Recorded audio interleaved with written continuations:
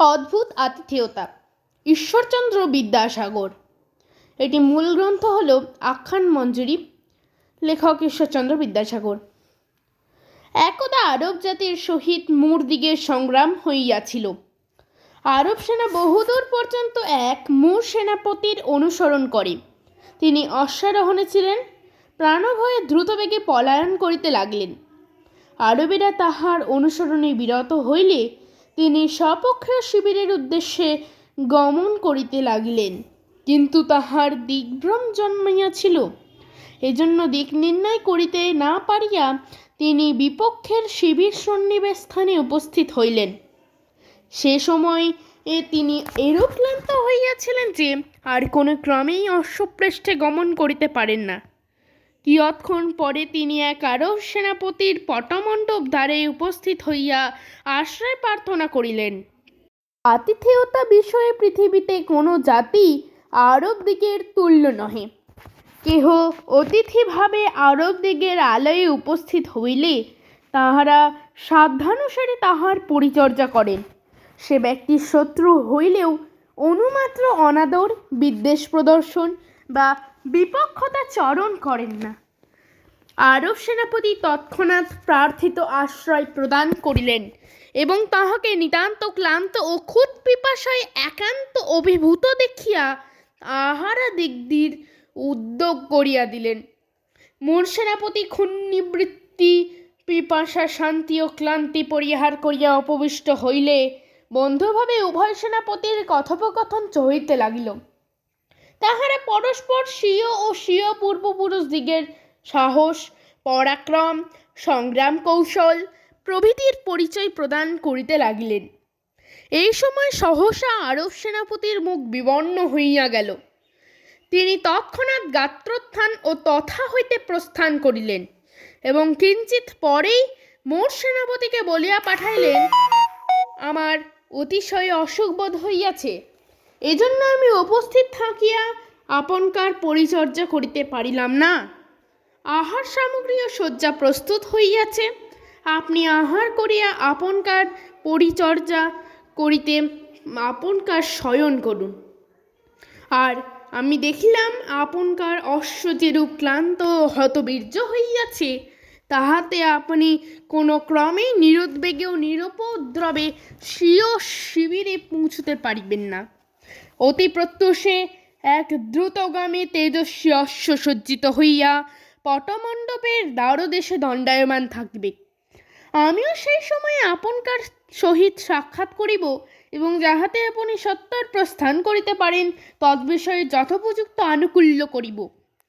কি কারণে আরব সেনাপতি এরূপ বলিয়া পাঠাইলেন তাহার মর্মগ্রহ করিতে না পারিয়া মোর সেনাপতি আহার করিয়া সন্দিহান চিত্তে শয়ন করিলেন। রজনী শেষে আরব সেনাপতির লোক তাহার নিদ্রাভঙ্গ করাইল এবং কহিল, আপনকার প্রস্থানের সময় উপস্থিত, গাত্রোত্থান ও মুখ প্রক্ষালনাদি করুন, আহার প্রস্তুত। সেনাপতি শয্যা পরিত্যাগপূর্বক মুখ প্রক্ষালনাদি সমাপন করিয়া আহার স্থানে উপস্থিত হইলেন, কিন্তু সেখানে আরব সেনাপতিকে দেখিতে পাইলেন না। পরে দ্বার দেশে উপস্থিত হইয়া দেখিলেন তিনি সজ্জিত অশ্বের মুখরশ্মি ধারণ করিয়া দণ্ডায়মান আছেন। আরব সেনাপতি দর্শন মাত্র সাদর সম্ভাষণ করিয়া মোর সেনাপতিকে অশ্বপৃষ্ঠে আরোহণ করাইলেন এবং কহিলেন, আপনি সত্বর প্রস্থান করুন। এই বিপক্ষ শিবির মধ্যে আমা অপেক্ষা আপনকার ঘোরতর বিপক্ষ আর নাই।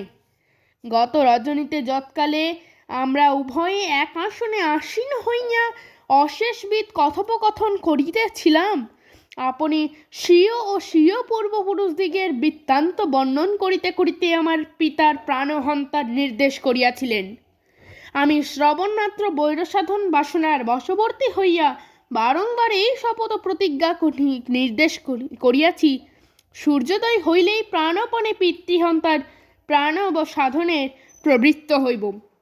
এখন পর্যন্ত সূর্যের উদয় হয় নাই, কিন্তু উদয়েরও অধিক বিলম্ব নাই। আপনি সত্বর প্রস্থান করুন।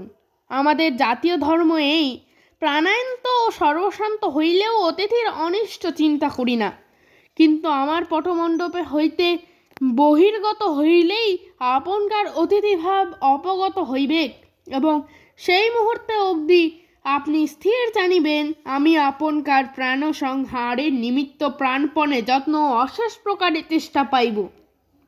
এই যে অপশস্য সজ্জিত হইয়া প্রাণ সংহারের নিমিত্ত প্রাণপণে যত্ন অশেষ প্রকারে চেষ্টা পাইব। এই যে প্রাণ অপর শস্যসজ্জা হইয়া দণ্ডায়মান আছে দেখিতেছেন, সূর্যোদয় হইবা মাত্র আমি উহাতে আরোহণ করিয়া বিপক্ষভাবে আপনকার অনুসরণে প্রবৃত্ত হইব। কিন্তু আমি আপনাকে যে অশ্ব দিয়াছি, উহা আমার অশ্ব অপেক্ষা কোনো অংশেই হীন নহে। যদি উহা দ্রুতবেগে গমন করিতে পারে, তাহা হইলে আমাদের উভয়ের প্রাণরক্ষার সম্ভাবনা। এই বলিয়া আরব সেনাপতির সাদর সম্ভাষণ ও করমর্দন পূর্বক তাহাকে বিদায় দিলেন। তিনি তৎক্ষণাৎ প্রস্থান করিলেন। আরব সেনাপতিও সূর্যোদয় দর্শন মাত্র অশ্বে আরোহণ করিয়া তদীয় অনুসরণে প্রবৃত্ত হইলেন। মূর সেনাপতি কতিপয় মুহূর্ত পূর্বে প্রস্থান করিয়াছিলেন এবং তদীয় অশ্ব বিলক্ষণ সবল ও দ্রুতগামী। এজন্য তিনি নির্বিঘ্নে স্বপক্ষীয় শিবির সন্নিবেশ স্থানে উপস্থিত হইলেন। আরব সেনাপতি সবিশেষ যত্ন ও নিরতিশয় আগ্রহ সহকারে তাহার অনুসরণ করিতেছিলেন, কিন্তু তাহাকে স্বপক্ষ শিবিরে প্রবিষ্ট হইতে দেখিয়া এবং অতঃপর আর বৈরসাধন সংকল্প সফল হইবার সম্ভাবনা নাই বুঝিতে পারিয়া স্বীয় শিবিরে প্রতিগমন করিলেন। নমস্কার।